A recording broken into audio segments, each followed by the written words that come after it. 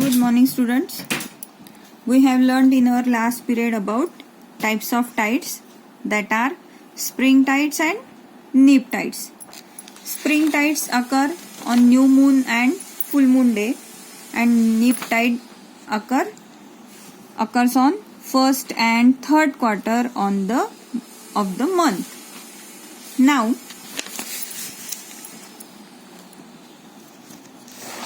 today we will learn about effects of tides. Page number 12. First, with the high tide, fish move into the creeks and this helps fishing activity. With the high tide, fish move into the creeks. We will see that many fishermen in the sea doing their activity while high tides. ज्यावेळी समुद्राच्या उंच उंच लाटा उसळत असतात त्यावेळी मासे सुद्धा त्या ठिकाणी भरपूर प्रमाणात असतात. त्यामुळे फिशरमन म्हणजे कोळी हे लोक सुद्धा त्यांचं काम मोठ्या प्रमाणात करत असतात. The tides clear the waste and hence the coasts become clean. Actually, it is our responsibility to clean the beaches, but this work is also done by the tides. बरेचदा आपण पाहतो की समुद्राच्या किनाऱ्यावर खूप कचरा पडलेला असतो, रॅपर्स असतात, प्लॅस्टिक कॅरी बॅग्स असतात, पण ज्यावेळी उंच लाटा उसळतात त्यावेळी त्या लाटा हा सगळा कचरा आपल्यासोबत वाहून नेतात. Ports do not get filled with sediments. ते गाळ साचून राहत नाही. Ships can move up to the ports during high tide.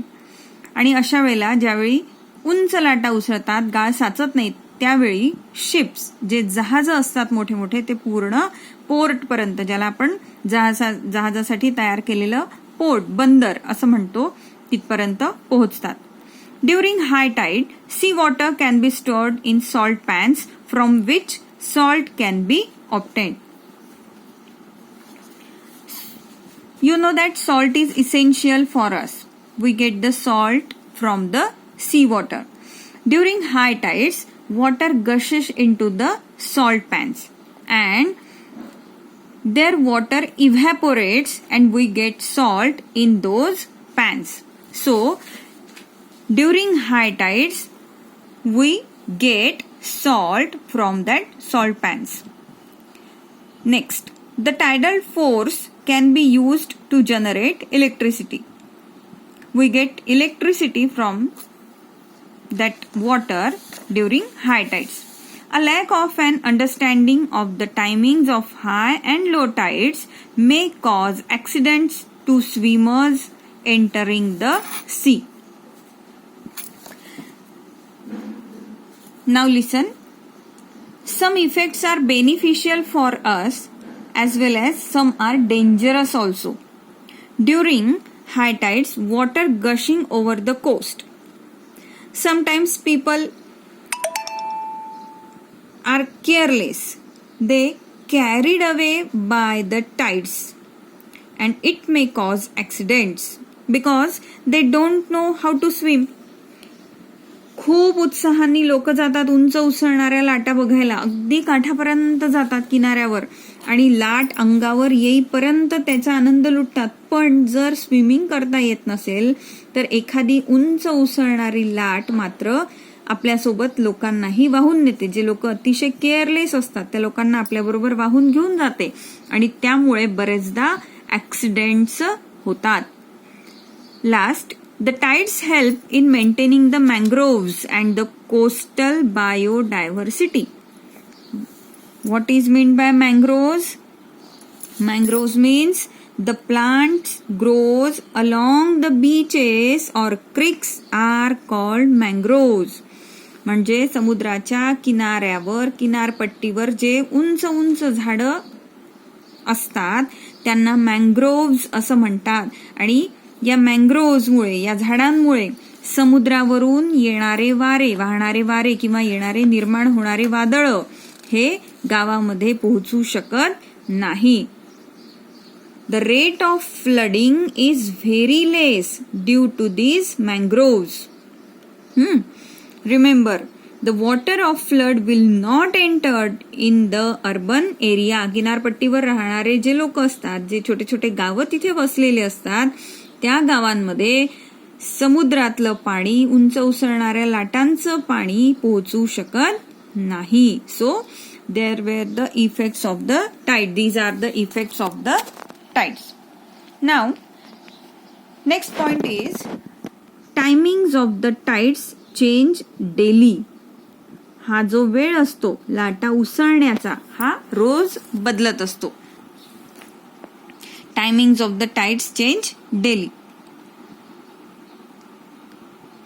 That is the cycle of tides. आपण याला त्या लाटांची सायकल म्हणूया की उंच लाटा उसळतात, मग पुन्हा हळू किंवा कमी स्पीडच्या असतात, मग पुन्हा हाय स्पीड, परत लो स्पीड, अशी ती एक प्रकारची सायकल असते. The tides are continuously occurring phenomena. After reaching the maximum water level during high tide, the low tide sets in. Similarly, after reaching the lowest water level during low tide, the high tide sets in. For example, if today at 9 in the morning we have high tides, after 12 hours 25 minutes again we have high tides, but next day morning there will be some changes. म्हणजे 12 तास आणि 25 मिनिटाचं गणित तर दिलेलं आहेच की 12 तास आणि 25 मिनिटांच्या नंतर मधला जो पिरियड आहे या दोन्ही टोकांना, म्हणजे आज सकाळी 9 ते 12 तास 25 मिनिटांनंतरचा वेळ, इथे दोन्ही वेळेला समान स्पीडच्या लाटाच उसळतात. पण एकदा उंच लाटा उसळल्या की लो टाइड्सच्या वेळेस त्या एकदम त्याचं प्रमाण लो होतं आणि हाय टाइड्सच्या वेळेला एकदम त्याचं प्रमाण हाय असतं.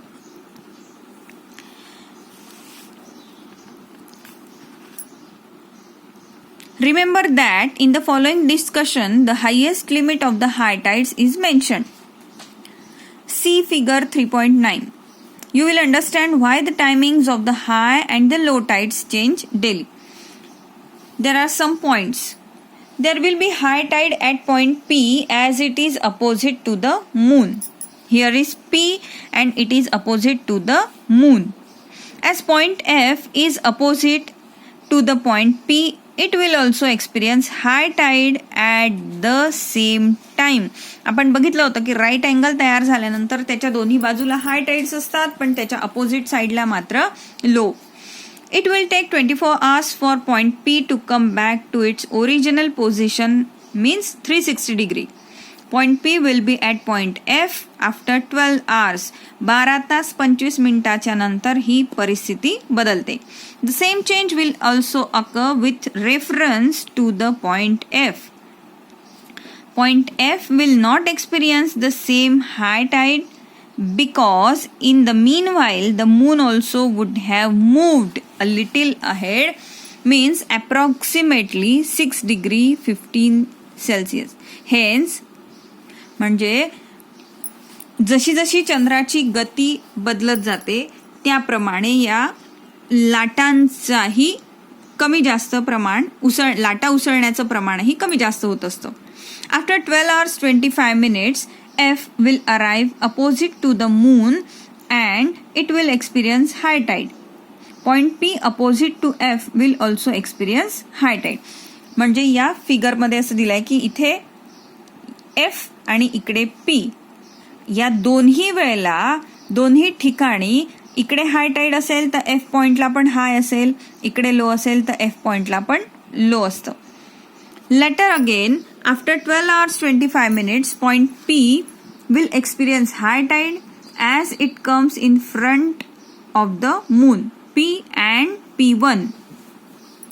There will be high tide at F1, 2 as shown in the figure. There is high tide and low tide twice a day generally.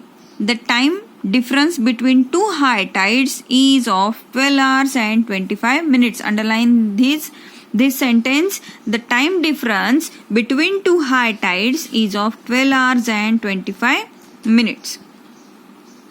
Now we will see about the waves. लाटा कशा उसळतात.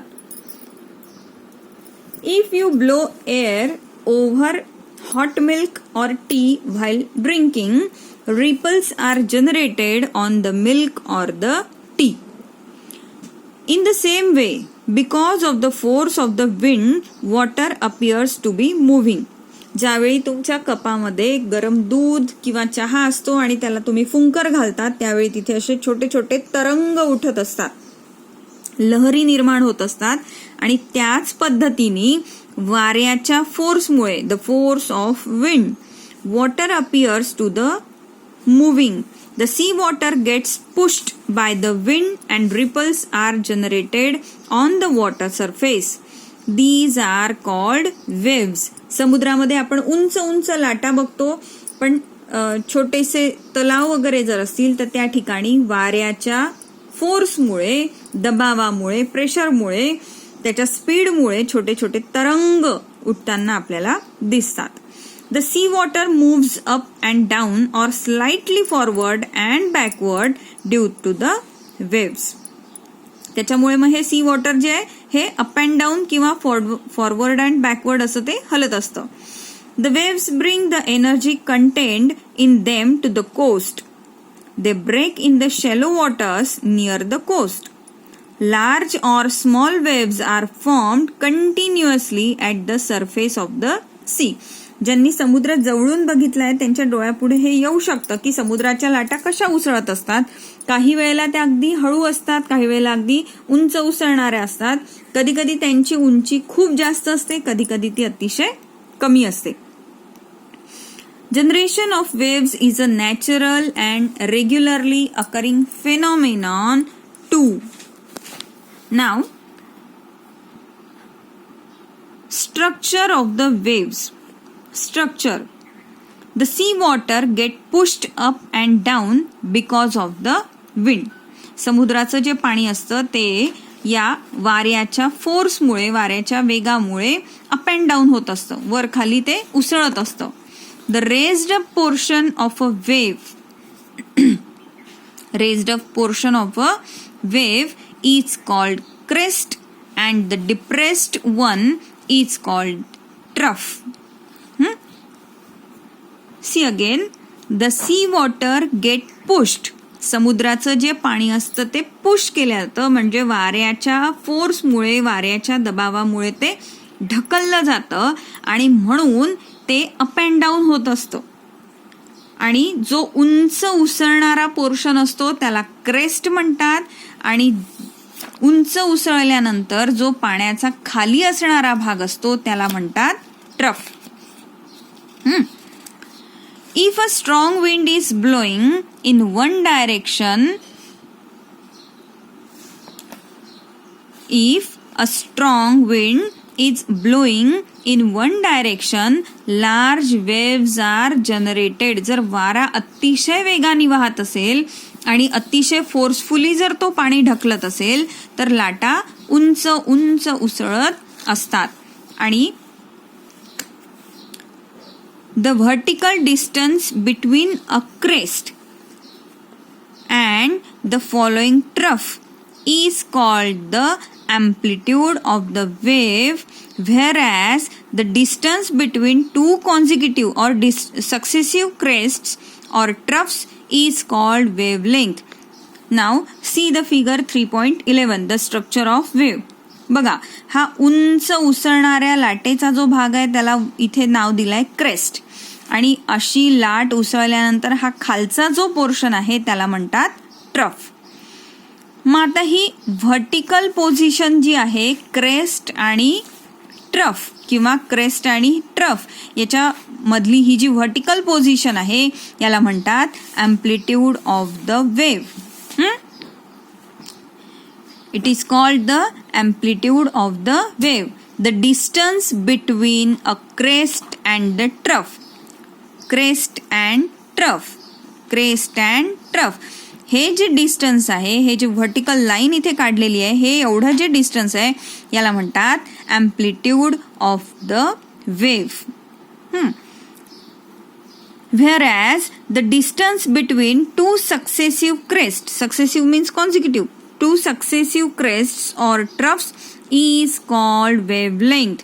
म्हणजे हे दोन ट्रफ म्हणजे दोन खाली आलेले portion किंवा दोन उसळलेल्या लाटा म्हणजे दोन क्रेस्ट किंवा दोन ट्रफ याच्या मधली जी जागा असते, हे जे हॉरिझॉन्टल डिस्टन्स आहे याला म्हणतात wavelength. The wavelength, its amplitude and its velocity depend on the velocity of the wind. म्हणजे सगळा जो काही लाटा उसळण्याचा जो प्रकार आहे, उंच कमी त्याची उंची किंवा त्या दोन क्रेस्ट आणि ट्रफ मधलं डिस्टन्स, हे सगळ्यासाठी विंड कशावर अवलंबून आहे, वाऱ्यावर अवलंबून आहे. Velocity of wind. Now, velocity of waves. If we stand at the coast, we feel the waves are coming towards the coast. If a floating object is thrown at a distance in the sea, we find the object moving up and down at the same place. It doesn't come to the coast. आपण जर एखादी वस्तू लाटांवर फेकली तर ती तिथल्या तिथेच मागे पुढे हलत राहते, पण ती तरंगत म्हणजे स्वतः पोहत मात्र या किनाऱ्यापर्यंत ती पोहोचू शकत नाही. It doesn't come. It means the water forming the wave also doesn't come to the coast. Remember that the water in the wave does not move. What moves is the energy. म्हणजे त्या उसळणाऱ्या लाटा ज्या असतात ते पाणी आपोआप तिथपर्यंत येत नसतं, तर त्याच्या मागे असणारी एनर्जी, त्या विंडचा जो फोर्स आहे तो फोर्स त्या पाण्याला किनाऱ्यापर्यंत आणत असतो किंवा ती लाट उंच उसळत असते. समजला इथपर्यंत? The main reason of wave generation is wind, but at times due to earthquakes or volcanic eruptions occurring below the floor of the sea, waves get generated. Such waves assume a great height in the shallow waters near the coast. बघा, बरेचदा असं होतं की पाण्याच्या तळाशी म्हणजे समुद्रामध्ये सुद्धा कधी कधी मोठे मोठे भूकंप येतात, कधी कधी व्होल्कॅनिक इरप्शन्सही होतात. व्होल्कॅनिक इरप्शन्स म्हणजेच काय, तर ज्वालामुखीचा उद्रेक, आणि त्यामुळे अगदी उथळ पाण्यामध्ये सुद्धा शॅलो म्हणजे जे डीप नाही ते शॅलो, तुम्हाला माहिती आहे डीपच्या अपोजिट शॅलो असतं. मग ज्या ठिकाणी शॅलो वॉटर असतं, उथळ पाणी असतं, त्या ठिकाणी सुद्धा उंच उंच लाटा निर्माण होत असतात. कुठे? Near the coast. Such waves assume a great height in the shallow waters near the coast. These waves are very destructive. आणि ह्या अशा प्रकारच्या लाटा अतिशय डिस्ट्रक्टिव्ह म्हणजे नुकसान करणाऱ्या असतात, संहारक असतात, नाश करणाऱ्या असतात. They cause huge loss of property and life. These waves are called tsunamis. तुम्ही ऐकलं असेल सुनामी नाव, तुम्ही ऐकलं असेल. In 2004, tsunami waves are generated because of the earthquake that took place near Sumatra Island of Indonesia. 2020 सुरू आहे आता, म्हणजे तुमचा जन्मही झालेला नसेल कदाचित, तेव्हा या त्सुनामी लाटांचं संकट आलं होतं देशावर, आणि उंच उंच उसळणाऱ्या या लाटा अतिशय डिस्ट्रक्टिव्ह होता आणि अक्षरशः गावच्या गावं या त्सुनामी लाटांमुळे उद्ध्वस्त झालेले होते. In 2004, tsunami waves were generated because of the earthquake that took place near Sumatra Island of Indonesia. They devastated the east coast of India as well as of Sri Lanka. The waves cause erosion along the headlands and create beaches in the protected locations in the bays. Now, always remember, if earthquakes occurs in the ocean, the coastal areas face a risk of tsunamis. In such cases, it is better to go away from the coasts or towards higher altitudes. This way, loss of life can be avoided. These two parts, always remember, look for me elsewhere. No, this one is not. Always remember and do you know and tell the timings of the tides. These part for self study. Now I will send question answers in next video.